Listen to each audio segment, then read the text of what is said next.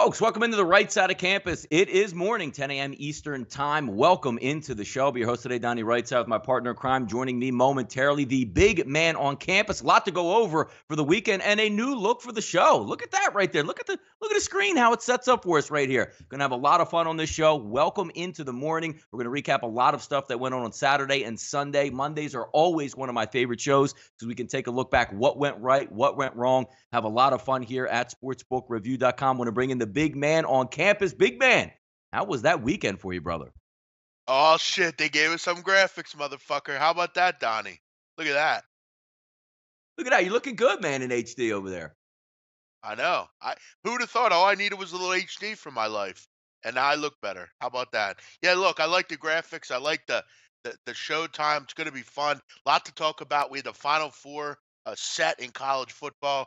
We had a good day in NFL, a lot going on there. Not a great night for us, but hey, we move on. A lot to do today. Good to be with you, Donnie Right Side. No, a lot of fun we're gonna have there. As I like to say, like sometimes, Jeff, you have to lean on your bank account a little bit. Had a really, really nice betting week there. But as my fandom, Jeff, took a little bit of rights and lefts there to the jaw. Miami on Saturday night, which we'll get to in just a few moments. The Eagles last night, which we're gonna recap. So 0-2 for my heart, Jeff, but the bankroll's still building a little bit higher for me. Yeah, I hear you on that. It's never a good day opening up on a Monday when the Eagles lose the night before, and then the way they lost the night before. But Donnie, let's not get on. Let's not put a funeral out right away. It's too early for a funeral, Donnie. Let's talk college football. A lot went on over the weekend. We'll start out in the SEC. Georgia. How about this? They come back after losing and getting blown out by Auburn. They come back and they lay the wood down on the Tigers. They're going to the playoff. And hey, sorry, but I didn't call this one. I thought Auburn was a really solid football team. I thought they would come into that game better quarterback, better defense. Um, you know what? Georgia played their ass off. Stidham, you know, didn't do enough. And how about the young kid Jake Fromm, Donnie? For me, that was a story. He made some throws I didn't think he could make.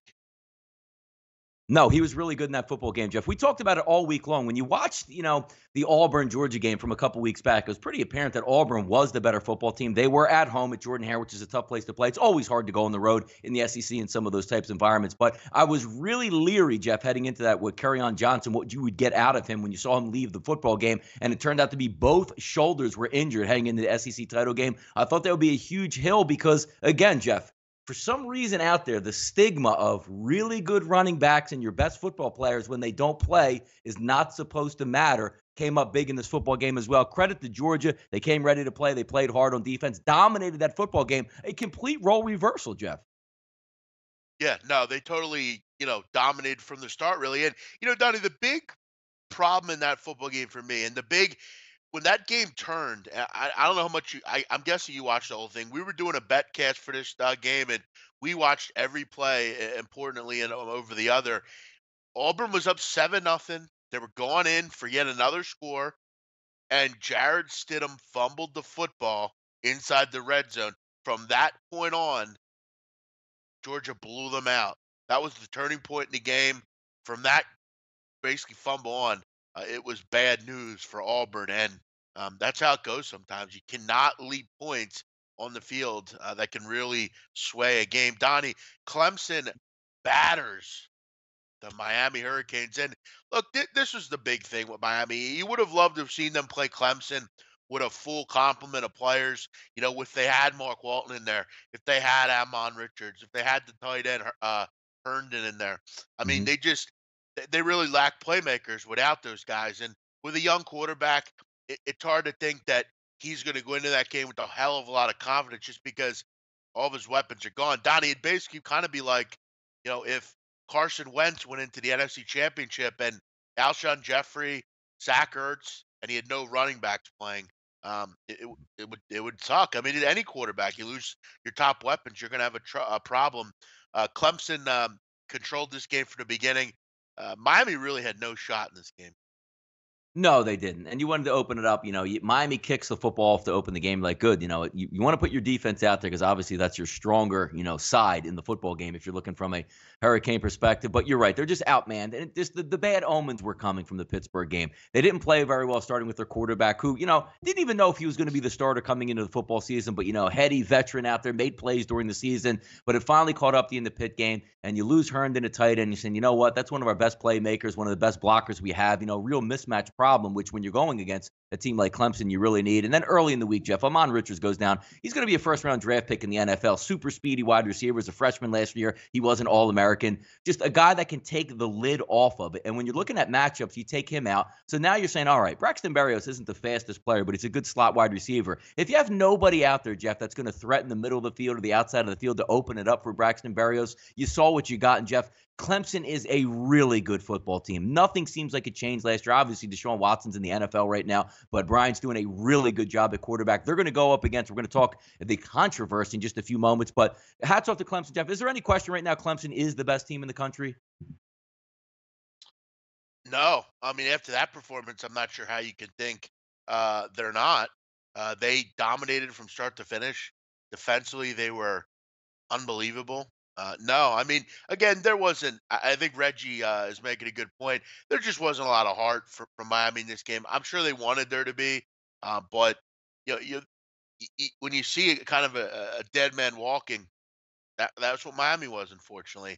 And like I said, I would have loved to have seen them play a full complement with a full complement, but they just didn't. And now they're going to go and play in a non-power or now in a Final Four game. But they'll still have a big bowl game. Still be a successful season for that group. They'll be back next year, and you'd have to imagine be pretty highly ranked. So we'll see. But yeah, Clemson is really good, and that's going to be a great game between Alabama, which we'll get to. Oklahoma, Donnie had no problems with TCU. They jump out to a 17-0 lead. TCU came back a little bit, but when you're facing Baker Mayfield, you can't go down 17-0 and expect that you're going to stay close in the game. Mayfield was good yet again, 4 touchdowns.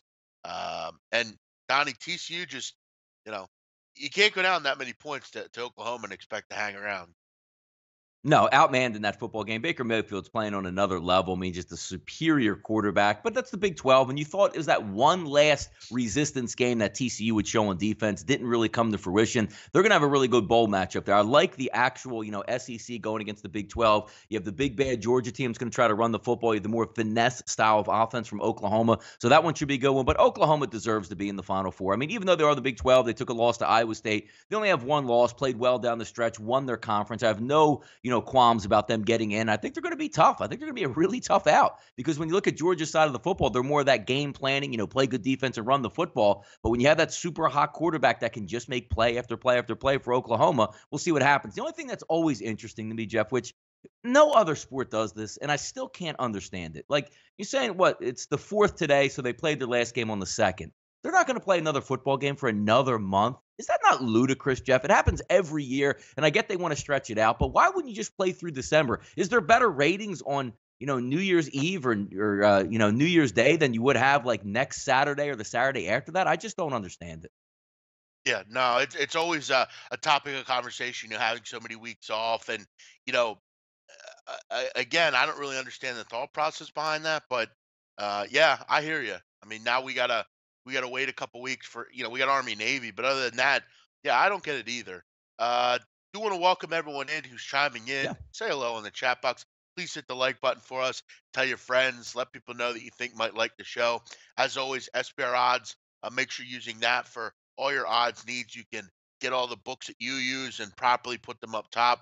That way, you're making sure you get the best lines in the books that you do have. Also, SPR picks. A lot of great things over there as far as the blogs. You got the show schedule, all sorts of stuff over there that you can opine on. You can comment on. You know, you want to know about baseball for next year. They have articles over there for that. All sorts of things at SPRpicks.com. And Donnie, make sure you're using all the different platforms. It's not just YouTube, Facebook, Instagram, Snapchat, all that stuff. All those big time social media websites. It's not for just getting girls or looking at what kind of mattress you want to buy. You can also hang out with SBR. So make sure you're using all those things. It's not just YouTube, Donnie. We love YouTube, but there are other platforms as well. Donnie, this one was kind of quiet. We didn't talk much. No one talked much about it, but Fresno stays within the number, but Boise State wins when it matters. Get a late touchdown, 4 minutes and 30 seconds to go. They win the home game here, and they're the Mountain West champions. Finally, Donnie. It's been a while since Boise State could be called Mountain West champions. A low-scoring game here. Yeah, I didn't show a lot of love to the Mountain West this year, betting wise, or even watching it. Last year, I had a much more engagement, much more fun in that. And not to say that, the San Diego States of the world, like you're watching last year, the Donnell Pumphrey led teams. Wyoming was a much better football team. I didn't pay much attention to it, but I always thought it was interesting, Jeff. I mean, how about this, Jeff? Two teams played last week, the week before, a completely different outcome than this week. And the fact that both of those teams were tied and somehow Boise still ended up with home field advantage, even though they got beat by Fresno the week before. Always some quirky stuff going on in NCAA football, but a nice win. And hey, let's look at Fresno State, man. Down in the dumps the past couple of years, get a new head coach, completely change it around. Viable football team again, back to those Pat Hill teams that used to defend the valley, so to speak, with the big V on the back of their head. So hopefully some good times ahead for Fresno. They need it, and that can only bolster up that conference there, Jeff. Yeah, you're totally right on that. A couple other ones here, Donnie. The big one in the American Athletic Conference. What a game this was. The Hmm. highest scoring conference championship game ever. 66 or 62-52. Yet over almost 1,500 yards total in this game. A wild one back and forth. Uh, and look, it was interesting, Donnie, because we were doing the college football show that we do before all the games, and Loshak and I were talking about this, and I said to him, I said, you know what, Peter, I get a weird feeling this is going to be a 7-point game, and I don't think there's going to be much money to be made here. And look, 3 hours, over 110 points later, and it didn't matter, Donnie. Most people pushed in this game on that 7. If you bought her up the half or bought below the half, well, and you won. But a 2 overtime thriller, Donnie. Scott Frost off to Nebraska. This is going to be a team interesting to see how they get on over the next month, because they could be a real bet on team uh, in that bowl game just with their thought process. But Donnie, I don't think we give the guy enough credit, and I definitely didn't. I didn't give the guy much credit at all throughout the year. But I mean, you look at what Scott Frost has done for this program. I mean, they went from. I remember 2 years ago they were 0-12. I remember one game against Houston. I bet against them. They were up 14-7 and ended up losing like 56-7. I mean, they were just a terrible football team after the George O'Leary days and Blake Bortles. They go 0-12. They finished season 12-0 and go into a big time bowl game. What a coach he is, Donnie. No, and you know what you can respect about this, Jeff? We talk about, the Arizona State hiring, which we're going to go over in a little bit. You talk about, the botched Tennessee, wherever they're going, in what direction at this point. How about doing things the right way? When there was a right fit between Scott Frost going to Nebraska, you kept it on the down low. The agents got together. Everything, all the checks and balances were agreed to. You didn't get much hubbub during the week. It allowed UCF to focus on this football game, because winning a title and going 12-0 is a pretty big deal for UCF. They go out on the football field. They play really well. Scott Frost goes off to Nebraska. Everybody's happy. UCF can't be mad. He's going back home to his alma mater there to lead it, get a huge pay bump, but still finish the job going 12-0 with a conference championship. Doesn't get much better than that. But looking at the game itself, Jeff, when you're watching, just going back and forth, two unbelievable offenses, just trading bomb after bomb, uppercut after uppercut. But I feel sort of bad for the Memphis backers in this game, because you had everything set up. You go to overtime, and that game dipped, Jeff. Right before game time, you were hovering around that 6.5 level. During the week, it was 7.5. The primary line is about 7. So if you're a Memphis backer, Jeff, and you go into overtime, you want the ball first if you're Memphis as a backer, because you're hoping, Jeff, they actually don't score, or if they kick a field goal, because you go into the game and then you say, all right, and then, UCF scores the next time. Let's say they get a touchdown. They win by 6. There's no extra point. You cover the spread. They kick a field goal. You end up covering the spread. And what did you have, like a 1st and 25 or a 1st and 30 to start overtime? Zip, zip, zip. Touchdown by Memphis. Really impressive and a fun game to watch, but UCF gets it done. And primarily most people, I guess, got the push in that one. Yeah, totally right. This was the big one, Donnie. Saturday night. I was on this game. I don't know. I don't think you were, but yeah, great game. Big Ten championship. It was ugly early. Wisconsin looked like Ohio State was just way faster, way bigger. They were going to run all over them. J.K. Dobbins had a huge night.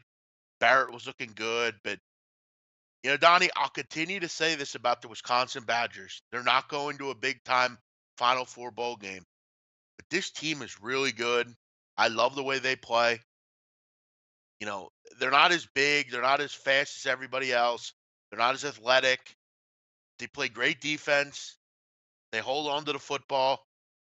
A really impressive comeback from them. And Donnie, sometimes you know I've talked my shit about handicappers and why they're kind of annoying to have, and you don't really need them. But Donnie, sometimes you got to know when to get the best number. And I told people, make sure you get on this 7-point number. You could get it. That was the best of it. It's going to be the best of it, and it was able to come through for me. I will say this: you maybe if you're betting this at 3.5, 4, you definitely want to look at maybe the way you're handicapping, because you could have bet this, Donnie, at 6, 7, even like I did. A really impressive game.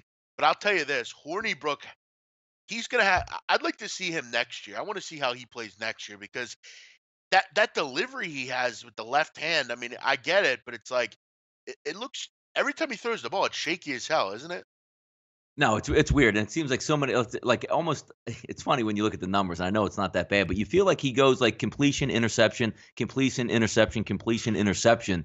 It's I mean, but it is what it is in college football. Like you watch two kids that aren't the greatest passers in that Big Ten title game, but I mean, Hornibrook's been doing that all year. They've been leaning on an unbelievable defense and a power running game, and saying, you know what, the quarterback just give me enough plays to win the football game. But it finally caught up to him there. But you're right, getting the best of the number a lot of times in these big, off-site or excuse me, neutral site games in college football, you got to do that, because the difference between what, Jeff, 7, 6.5, 6, down to 3.5, depending on which side you were lining up on. I was rooting for Wisconsin because you're right, Jeff. I like that type of football mixed in, because there's a lot of aerial shows out there that put up 40 to 50 points a game and don't play very good defense. I like a game where one team's going to line up and say, I'm going to try to knock you in the mouth and beat you that way, 17 to 14. It was a fun game to watch overall. It's one of those games, Jeff, where Ohio State knew what the stakes were in that football game, where you couldn't just win the game by 3, 6, or 10. You had to lay it on the line to give the committee members something to remember them by, which they just didn't do there. Yeah, but you know what? You always got to respect Wisconsin, and yeah, you know what? With Ohio State, which we'll get into in a minute, on if they belong if they belong in the playoff. But yeah, Donnie, Wisconsin would be an interesting team next year, because you wonder, Jonathan Taylor will, you would think he'll stay around for another year. They usually do at Has Wisconsin. to. Uh, Yeah. Hornibrook will be back. Fumagalli will be gone. And Donnie, interesting, Troy Fumagalli, the tight end, one of the better tight ends in the country. I've read recently that the NFL is questioning drafting him. A lot of teams, because I don't know if you know this, but when he was an infant, he lost a finger on his left Mm. hand. So he only has 4 fingers on his left hand. So I read it. It was interesting reading that. He's a great tight end, and it doesn't seem like to bother him. I mean, he looks totally fine. But it'll be interesting to see what his future is, missing a finger. Donnie, your thoughts on that? Shouldn't matter, Yeah, should no, it? I, I I, mean, yeah, I don't know. I don't know. I don't really know if it matters. Like you saw the kid, somebody brought up in the chat box, it was a Shaquille Griffin for UCF with no hand. I mean, he's probably going to get drafted in the NFL, but he is a defender, so you're not looking at catching the football. But Fumagalli is one of the best tight ends in college football. A lot of good tight ends this year coming out in college football. We'll see if that can transition, because we do see how the NFL has changed its ways, and the tight end sure. is a huge part of the offense. So Fumagalli is going to be a good one. Big body guy, can box out. I mean, not super, super athletic, like obviously like a Jimmy Graham or something like that, but he's going to be able to get it done in the NFL, Jeff. One of those typical throw across the middle, Brent Selleck, big type of tight ends. Mm. Yeah. Donnie, before we move on to NFL, do want to talk a little bit about the Final Four. Of course, we'd be remiss if we didn't. Yep.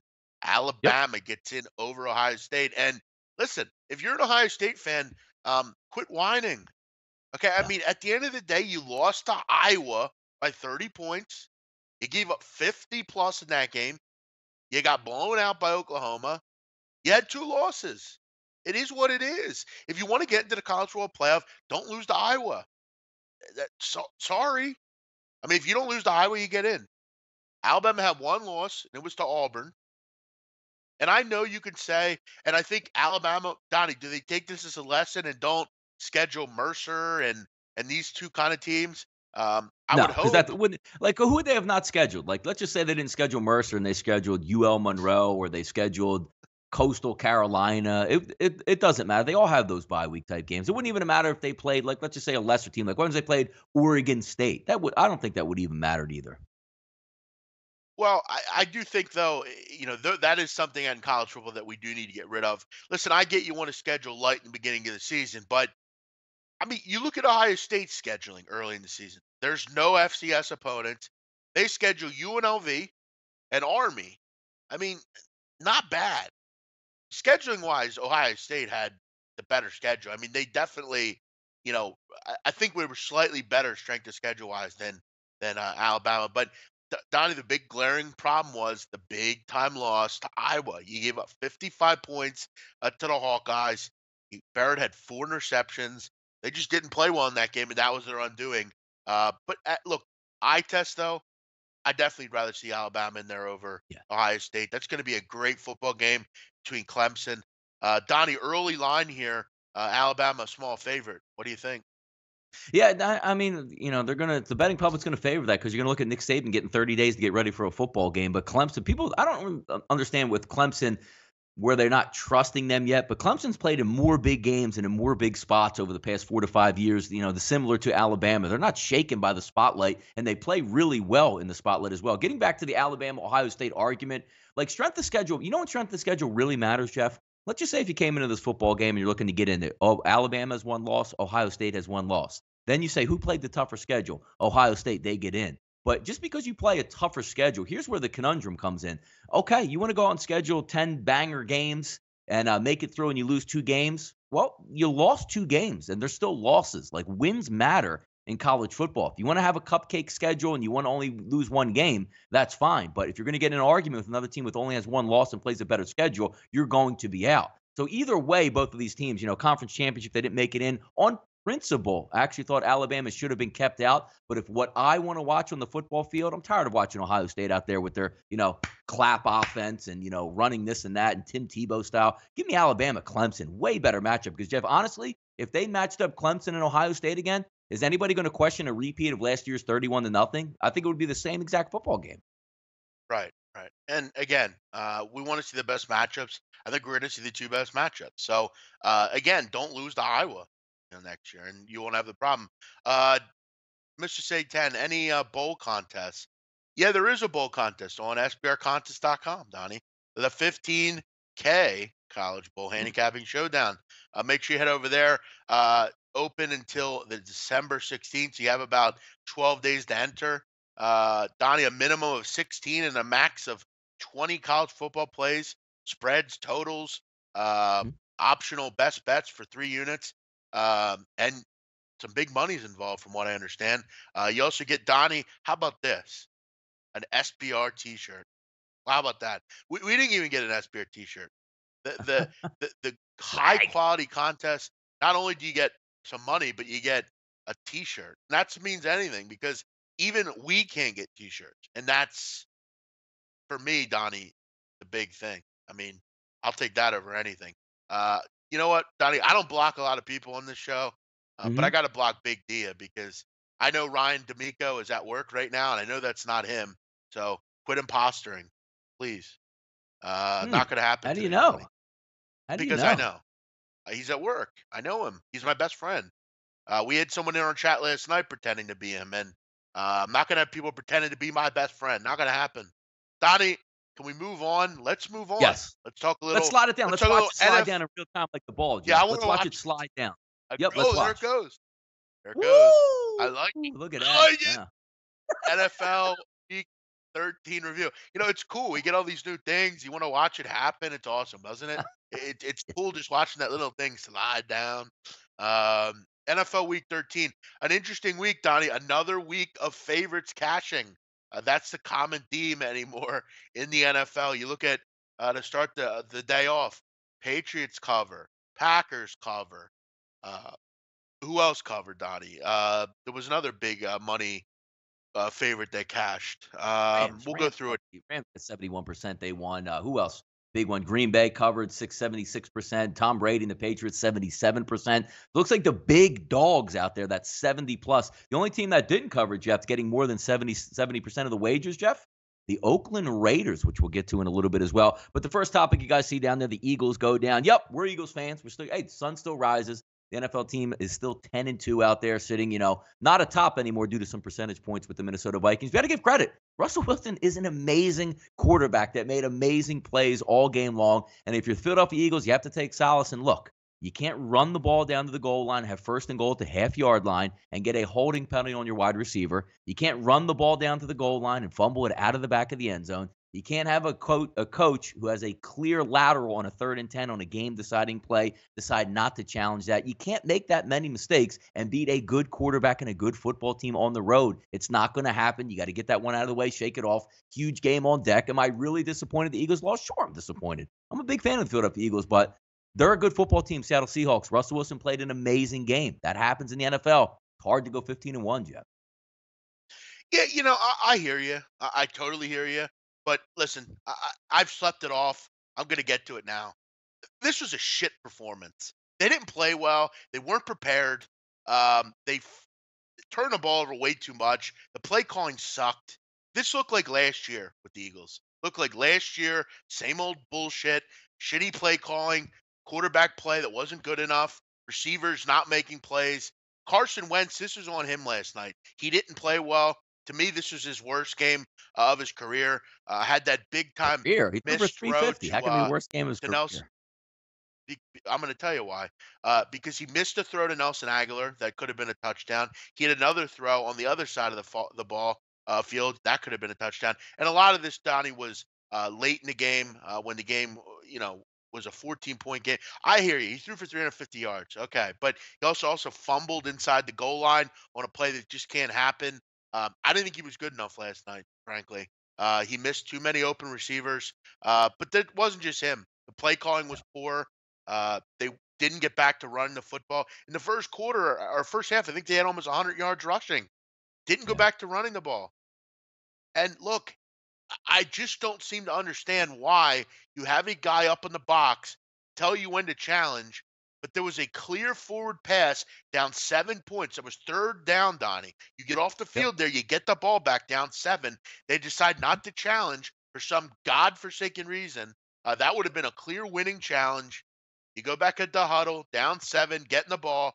Doug didn't coach well last night. He was outcoached by Pete Carroll. Defensively, Jalen Mills had a terrible game. It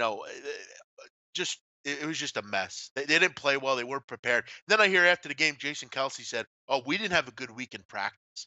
What do you mean you didn't have What do you mean you didn't have a good week in practice? Why not? I mean, I know we should expect perfection with this team, but I didn't think they played well. It was brutal to watch, and the officiating was terrible as well. That's another point need to be made here, but we're not going to blame it on officials. Donnie, the next topic, and we got to talk about it. The Vikings, they keep rolling, and that's not good because now they're tied with the Eagles for first place in the NFC, and in a big win. They go down to Atlanta, keep that game muddy, win 14-9. Vikings are playing well, Donnie, and that defense isn't going to break. The Eagles, I could see breaking. That Vikings defense looks real good. Probably the best defense in the league. You go down and shut Atlanta down. It's going to be a tall order. They have a tough game next week, though, at Carolina. We're going to be big Carolina fans next week, Donnie.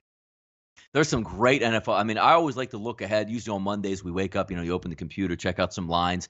There are some fantastic spots next week, which I'm really excited for, with some teams that absolutely must win in certain spots, some teams like you maybe not think of in some environments there. I'm looking forward to next week. But you're right, the Vikings have played very well. Defense travels, Jeff. That's the one thing we look at. And going into the game yesterday versus the Atlanta Falcons, how do you slow Julio Jones down? You put a dominant cornerback shadowing him the entire football game. Julio Jones is held in check, Jeff, and when Julio's held in check, the Atlanta Falcons are held in check as well. Great win by Minnesota Vikings. Got another tough one next week. I believe the interesting ones, you have a tough one next week versus Carolina, and then you have that little wild card game, Jeff, coming up in about 2-3 weeks, which Minnesota's going to go into Green Bay, and Green Bay will have Aaron Rodgers back at that point. So they still have some tough sledding going on down the stretch. But you're right. The Vikings, there's no question. Like, there's the cream of the crop in the NFC. You got the Eagles, you got the Vikings, And you have the New Orleans Saints and the LA Rams right now. 4 really, really good football teams in a top-heavy conference. Going to be fun to see how it plays out down the stretch.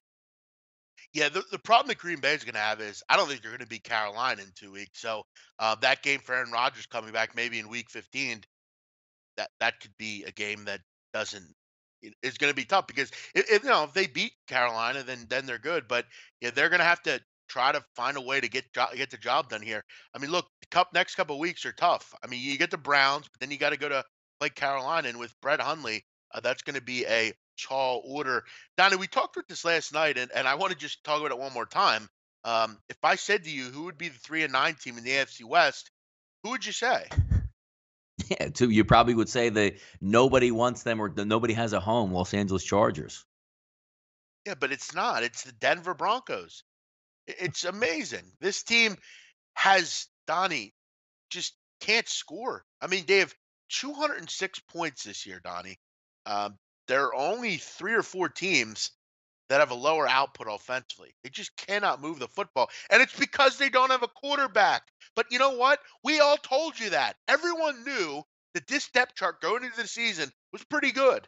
Other than that quarterback position, you have not one, you have not two, you have 3 incompetent quarterbacks that can't throw in this league.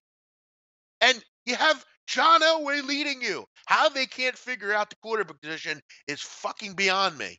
And you know what?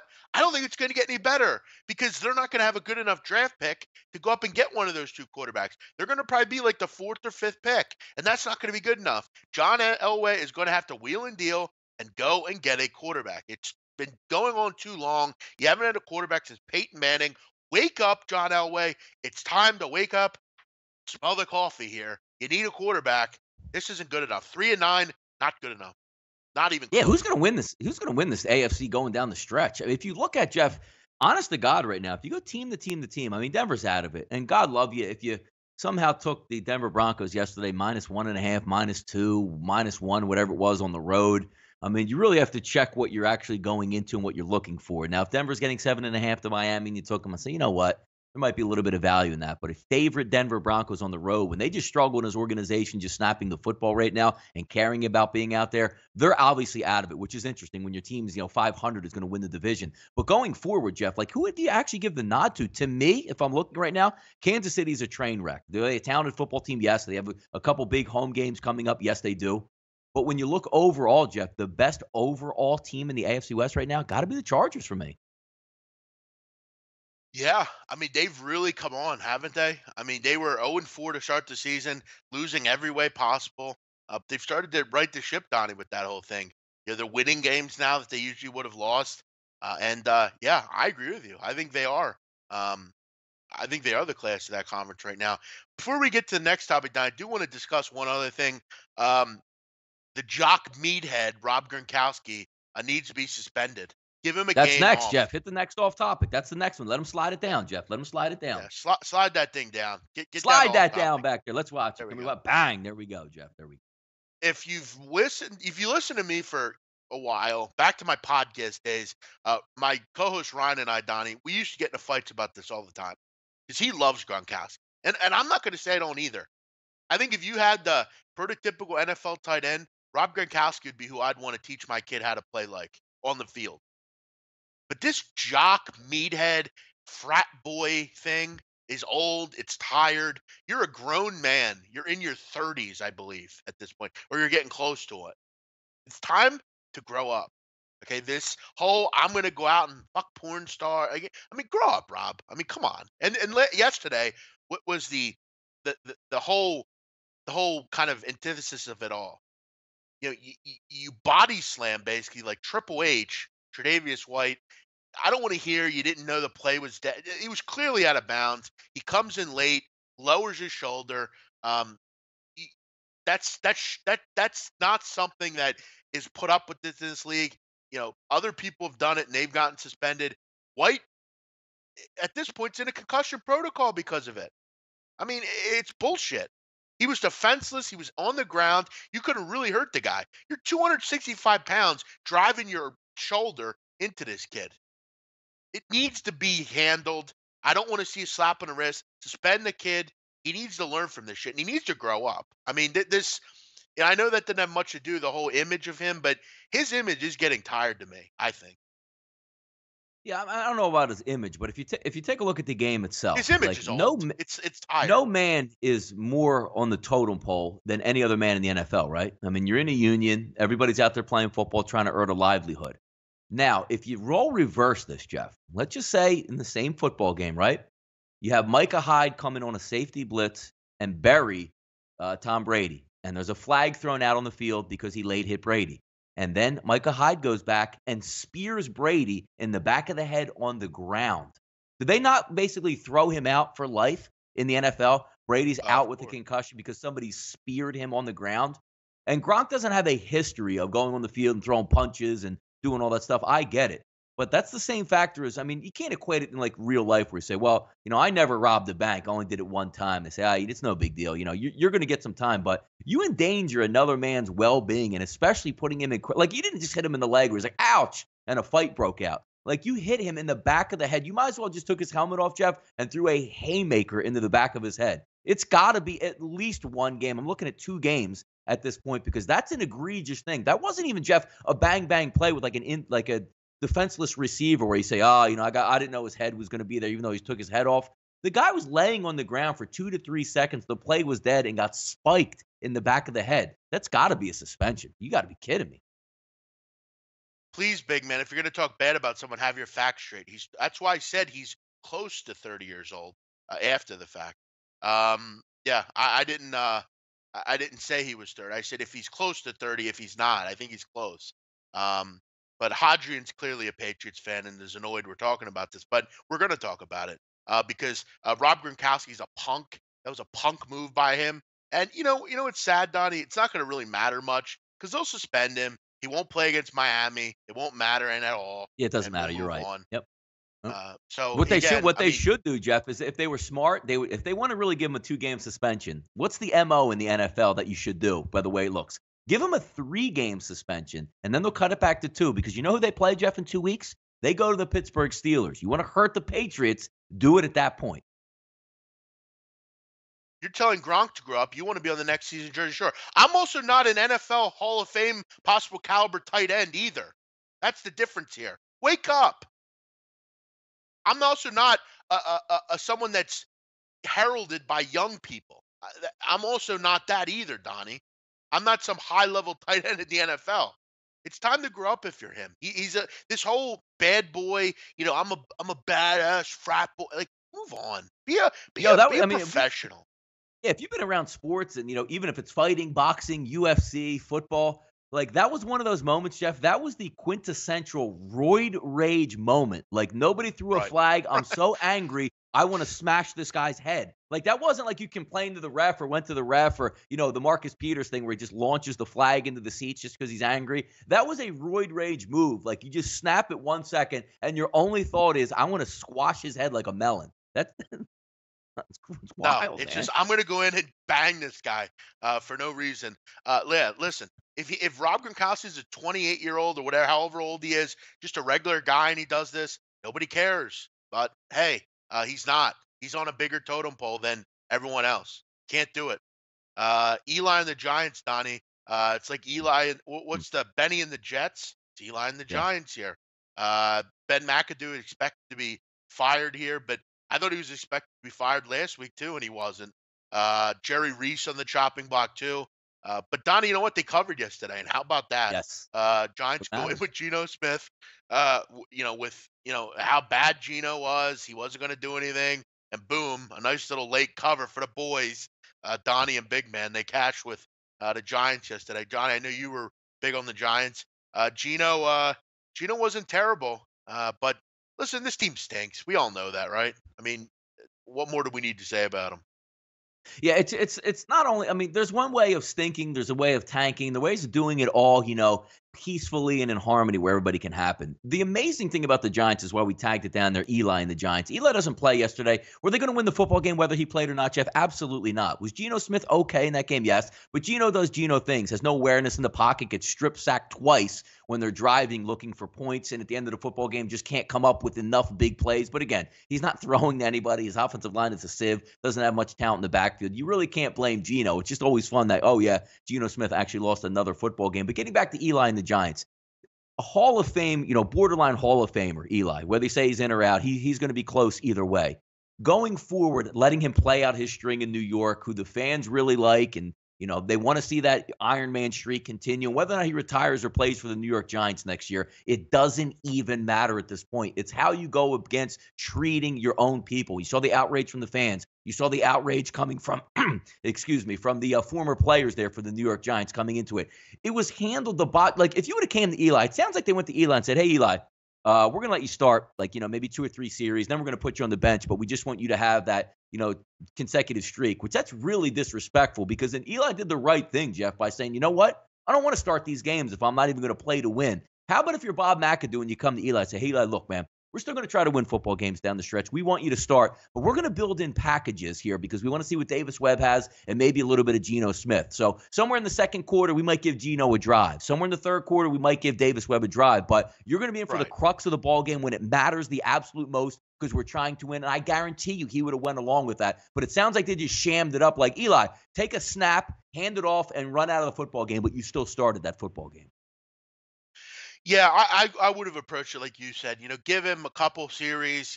Let him know beforehand. Hey, we're going to probably make a move here. We want to see what Davis Webb has or whoever else. Listen, I don't understand going to Geno Smith. I mean, Geno Smith's not your long-term quarterback. He's not your guy that's going to be there long-term. Davis Webb wasn't even active yesterday. I mean, explain the thought process with this team right Yep. now. I don't get it. I don't understand it. But I don't feel bad. You've made your bed. Now you have to sleep in it. But I think from a quarterback perspective, it'd be nice to see what Davis Webb has. But all in all, Donnie, a really interesting day in the NFL. It's starting to get interesting in the NFC. AFC continues to be decently interesting. Tonight we have a game which we'll get to in a little bit. But Donnie, it's time to move on, isn't it? Yeah, we can slide it down. Last thought on that. Aaron Rodgers close. Big win yesterday for the Packers. I was on them -2 as they move forward. We'll see if that plays. Not to say, Jeff, that Green Bay can actually get into the playoffs, but they might play spoiler down the stretch. We'll take a look at that in the next couple shows coming up of how close Aaron Rodgers gets back with Cleveland on deck. But we'll slide it down right now, and we'll get to the hardwood. The big man on the hardwood here. A couple big games in the NCAA basketball tonight, Jeff. I know we want to get over and try to hit to as we look. You see it slide down there. Michigan versus Ohio State, Wisconsin versus Penn State, and FSU versus UF. A couple of those games to dig on, big man. As we like to say, the floor is yours. Yeah, hopefully this week can go a little bit better than I had last week. I had a real disastrous week with my plays, but you know what? I went to sleep last night and I woke up and I said to myself, you know what? Um, you know, I got personally crushed, but hey, I'm still up a nice amount on the season, 20 units over that amount. And in the first month, I'll take that in college any day of the week. So let's start it off, Donnie. 523, 524 early start here. You got Michigan heading on the road to take on the Buckeyes. Conference play starting early for the Big Ten. So yes, these games do matter. 6:30 p.m. This is a really kind of a coin flippy game for me. I like what I've seen out of Keita Bates-Diop. He's been fantastic for Ohio State to start the season. 6 double-doubles on the year, and they're off a really nice win. A tough day for Wisconsin athletics. I mean, you lose in football, and you also get crushed in basketball. But that's a team we'll get to in a little bit. It's a tough one for me, though, just because, when you're facing Michigan, I mean, Michigan's been really good on the defensive end to start the season. A lot of it has to do, I think, with the competition that they played overall. But you look at that game against UNC, they get blown out of the building. But this Ohio State team's not UNC. Michigan will hang in this game because they're a very good offensive team. They normally are going to shoot good from the field. 3-point percentage is low this year, but that'll get going. It's going to be a good battle between Wagner and Bates-Diop. The problem with this game is I just don't see much of an advantage. I don't really like backing road teams in this pick situation. That's something that I'm definitely going to kind of move away from just because a lot of the time I want to be that home team. But I also really don't want to back Ohio State here just because they do struggle at times to hit jump shots. And against Michigan, you're going to have to do that. For me, I don't have a big feel in this game. I really just won the watch. It really truly is a bit of a coin flip. And if you look at the line, you're pretty much at that. Ohio State kind of a small favorite at this point. 525, 526. Penn State hosting Wisconsin. And Donnie, it's been a long time since Penn State basketball was a 5-point favorite against Wisconsin. But Amazing. I've said all year, I like this Penn State team. I'm a real big fan of this Pat Chambers club.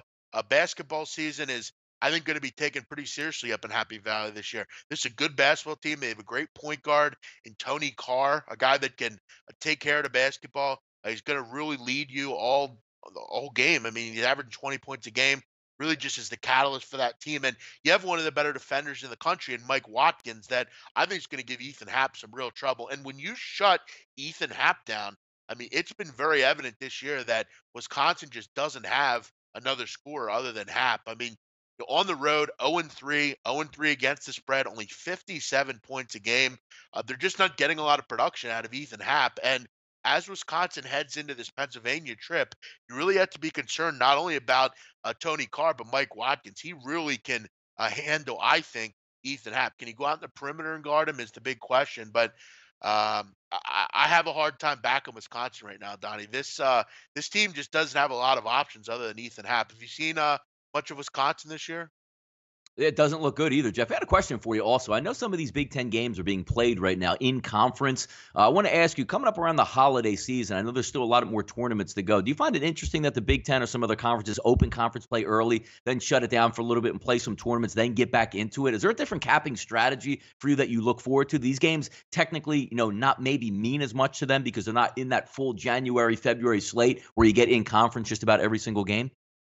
Yeah, I mean, adding 2 games really is kind of weird because now you gotta, and I think it's going to be tough for some of these Big Ten schools because that's a great point by you. You kind of have to rewire your mind and go travel and do those sort of things, and get back to it again. So it's definitely going to be interesting to watch all year, and it's going to be an advantage to the senior-led teams, the well-coached teams, and the teams that aren't going to break down. So yeah, it's surely interesting. I don't know how much I can cap on that just because it's a new concept really, but basketball's about situational stuff a lot of time.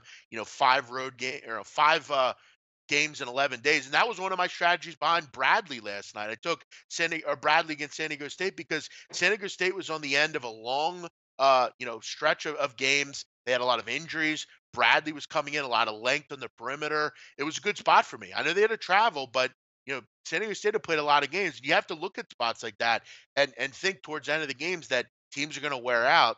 But yeah, it's definitely an interesting strategy. But I mean, you look at this Penn State game though tonight. I mean, this line just keeps going up. I mean, it opened 4.5. It's up to 5.5 at this point. And for me, I'd lean Penn State just because they've had a really good start to the season at home. And I'm not sure other than Hap, they can score. And it's going to be tough tonight, I think, for them to score the basketball. The final game, Donnie, Florida Mhm. and Florida State, a nice Florida matchup here. Florida laying a big number, double digits here at home against the against the Seminoles. Florida's been off since the Duke game, Donnie, and I think that for them it was good. I mean, that was a tough loss. It would have hurt to come back and kind of play a game, but now the big question is, are they too relaxed here? Do they come into this game? I wouldn't think they will. This is an intense rivalry. Question is, can Florida State stop Florida? Florida's offense has been really fantastic. I think they're a top 5 team in the country. You look at the last 4 meetings, Donnie, between these two, they've all been decided by 5 points or less. Florida State lost a lot last year, but they still bring back some solid players here. Um, but I'm not really wanting to step in front of Florida. Florida's really good. They're really impressive, and they have a couple days off here, 8 days off. So I look at them. They should be focused coming into this game. When they get on a run, it's hard to slow them down at home. I think it's going to be really tough to slow them down tonight, like Florida in this game. But we'll see as we head in. It's very early here still. Lines can move. Uh, any interest, Donnie, in Florida State? Do not have much interest on that, Jeff. But we're not far off, Jeff, from MEAC Mondays for you, are we? We got a couple of months till MEAC Monday start. That's towards the end of the year. But do want to shout out to the MEAC, South Carolina State, Tavor Solomon. He collapsed on the floor the other day on Saturday. Kind of a scary scene. Looks like he's okay. Shout out to him. It's big news around the country, as it should. You see those things happen once in a while, and they're definitely scary. I mean, people don't know how to really handle kind of things like that, but he looks to be okay. So we shout out to him. Hopefully, he is okay. Donnie, a small card though in college, nonetheless. It's time to move on. Let's talk Monday Night Football. We got about 12 minutes to go here on the show, or less, about 10 minutes to Yep. go. Let's talk about Monday Night Football, Donnie. Steelers Bengals. What do you think? Yeah, interesting matchup. I mean, you get that late week surge there where Antonio Bryant looks like he's questionable or doubtful to play in this football game. That's going to play a big part of this game. But Jeff, again, I like to talk about it. We always like to joke about it again. Now, if you say Antonio Brown, Jeff, we're looking at like where would you put him? Like top 5, top 3, number 1? Like where would you have Antonio Brown, Jeff? I'd probably have him number one. Yeah. So, I mean, you're looking at let's just say for argument's sake, Julio Jones, Antonio Brown as maybe 1, 2. We'll just put them in that terms there. There's some Sure. people out there, Jeff, that will tell you that he's only a wide receiver. Like it doesn't matter. Like Pittsburgh's offense doesn't matter. Not going to revolve around Antonio Brown. Like a wide receiver being out has no difference in the football game. To me, has a monster difference, especially when you're going on the road playing an inner division rival Cincinnati. Now, people will say, Andy Dalton's going to Andy Dalton. And if we take a look back, just, skimming back a couple games, Pittsburgh seems like, Jeff, they're finally finding their groove winning-wise, but not always blowing teams out. 29-14, they dominated Cincinnati at home about 5 weeks back. At Detroit, 20-15, close one that was on the road. At Indianapolis, Jeff, another close one, 20-17. 2 home games dominated Tennessee, 40-17, and the Green Bay Packers, which some would say you might have thought they might have lost that game versus Green Bay, 31-28. Sort of that Jekyll and Hyde football team, especially when they're going on the road, but not looking to lay a lot of points in this game. Line opened up, Jeff, somewhere around 6, maybe even 6.5 at some other outlets. Now you're seeing the 5s even down to the 4.5s. I think a lot of people are getting scared right now with Antonio Brown. And since we're on in the morning, Jeff, there's a lot of information that can filter through. To me, in this football game, sometimes it comes down simpler. Do I feel comfortable if Antonio Brown is healthy playing this football game to whereas he is out of the football game? And also, if you're taking a look at the over-under in this game, you do want Antonio Brown in there for both of those efforts. If you're looking to take the over, he's got to play and play well in this football game. If you're looking to take the Pittsburgh Steelers, Jeff, he has to play and play well if you want to cover that number. Right now, I'm going to say, let's just say Antonio Brown is playing in this football game. I would lean toward the Steelers in this environment here because, again, not asking him to win by a ton of points. And to me, Andy Dalton usually shows up as Andy Dalton in some of these games. I think the Steelers can go on the road and pick up the victory. But Antonio Brown must play in this football game for me, Jeff. Under for me, Donnie. Really like the under 43, good number off that 42-point mark here. You look at this game, Donnie. Typical AFC North battle. Between the hedges, defensive outputs. Hard-nosed football. Run the ball with Antonio Brown maybe not in there. They're going to definitely run the ball a lot more. And Donnie, you look at this. I know we're not big trend people here, but this year on the road, Pittsburgh 6-0 to the under. Yeah. 21-5 to the under over the last 26 matchups on the road. I mean, they're just an under trender. The defense has gotten much better over the last several years. Secondary is really good. I think the Bengals are going to have a hard time scoring in this football game. I look at the other side of the ball. Big Ben struggles on the road a lot of the time. That's concerning to me, even if Brown's in there. Ben Roethlisberger's always had issues, Donnie, on the road. They're 5-1 straight up, but just 3-3 against the spread. You're going to have to basically win in that no man's land mark. You're going to have to win by a touchdown, Donnie. Possibly without the best receiver in the game. Both defenses are solid. I think first 20 I think first to 20 wins this game, Donnie. I think it's like a 20-13, 24-13 type of game. I think Pittsburgh will pull away and probably win by 10 or so, but I'm looking under in this game. Under 43. I'm going to just go with some trends that work here. I don't think Dalton will have a lot of success, even in this game at home. Ben struggles as well sometimes on the road. I'm going to go under the total of 43. Yeah, I don't mind that, Jeff. And you're looking at Cincinnati also. You're saying, well, they did win 2 games, but come on, you beat Denver, who everybody beats Denver, and you beat Cleveland. A couple weeks before that, Jeff, you take the loss to Tennessee and also the loss to Jacksonville in a tough one. The week before that, you're at home. You beat Indianapolis 24-23. Not much of a mojo here for Cincinnati saying, other than we hate the Pittsburgh Steelers, we're going to give them their best shot. Give me Antonio Brown. Give me a healthy Antonio Brown. As long as he's active in this football game, I'll lean on that. I also get a lot, before we get out of here, only have a couple minutes, but you get a lot of stuff behind the scenes, Jeff. I know you take the same approach as well. Putting out a game or two. College basketball is played every day. Sometimes there's 30, 40, 50, 60 games on in one day in college basketball, depending on like the Saturdays as you move forward. I get a lot of thoughts on this, where you're betting and where you're laying stuff. I'm actually glad the NFL, Jeff, only plays a couple days a week in a slate. It takes a lot of time to evolve around these plays. And if you ask me, if I had to pick every single game or pick, 10 games a week in the NFL, I would be a losing handicapper in the NFL. Not because I don't know the NFL, but you just don't have that many edges, Jeff. And I know when you look at college basketball, the success you're having, even on the downturns, it's not a bad thing when you go 0-1 or 1-1 in a day. You live to fight another day. There's no reason out there you should be betting a ton of games. If you do, keep the McDonald's money there, but pick your shots accordingly. Everybody's basically a 500 handicapper, Jeff, at high volume. Pick your spots, fire away, and win yourself some cash. Amen. That's what I try to do. Yeah. Yeah, we'll it's all college basketball from here on out. Donnie, I'm sure at some point we'll do hopefully a Saturday show, you and I, like we always used to. We just fire off, or I fire off Mhm. games and we talk about them. Before we go, Donnie, we have about a minute to go here. A Yeah. big day for New Jersey and a big day for this Mhm. country with the sports betting stuff going on. Donnie, it's December 4th. It's Jay-Z's birthday. It's a big day in New Jersey. What do you think's going to happen, Donnie? Yeah, no, hopefully they go and put on a good argument there. It looks like, some people are laying the odds in this one. I don't like to look at much of these court reporters because all of them have it pegged that the running back Ezekiel Elliott was going to get off based on oral arguments there. It looked great. And then 30 minutes later, they said, not suspended for the rest of the year. So we'll see what happens here. But gambling for everybody is gambling good for everybody, especially in this industry that we're in. You want to go be able to place a wager. You want to place it offshore. If you can't get to it, it's online. It's all going to be ready, available, and going to take a mainstream approach. And we're going to be the front runners here at sportsbookreview.com, making a lot of money. And again, it's free service that we do. Support the books that we have there offshore right now. I use betonline.ag, signed up right through the sportsbookreview.com website. Gave me a great bonus to start out there.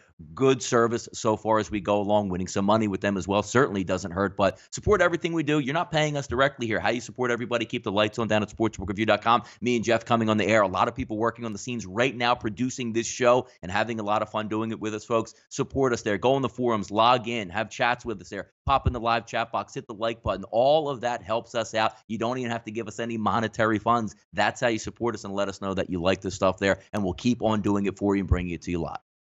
I do look forward, Donnie, to the day though that you and I can walk into, I don't know, the Trop, the Borgata, wherever we go, and we make a Yep. wager, and we do the whole let's take a picture of our wager. Mm. That'll be fun. But yes, a lot of Yeah. great things at SPR. Donnie, before we go, I want to thank Juan Ma. Does a great job with the Yep. producing every day. All the guys down at SPR that we don't hear from much, but guys like Juan Ma, Justin, Larry Hoover. Justin, Yeah, man. All Larry behind the Hoover, scenes. yeah, Yep. all the Yeah. guys, Lewis, all the guys down there that do a great job producing. The guys that don't get the thanks every day. We appreciate all of you in doing this and helping us out. Everyone have a great day. We'll be back tomorrow, December 5th. New graphics, new everything. We're back. It's the right side of campus. We'll see you tomorrow, Tuesday, December 5th. See ya.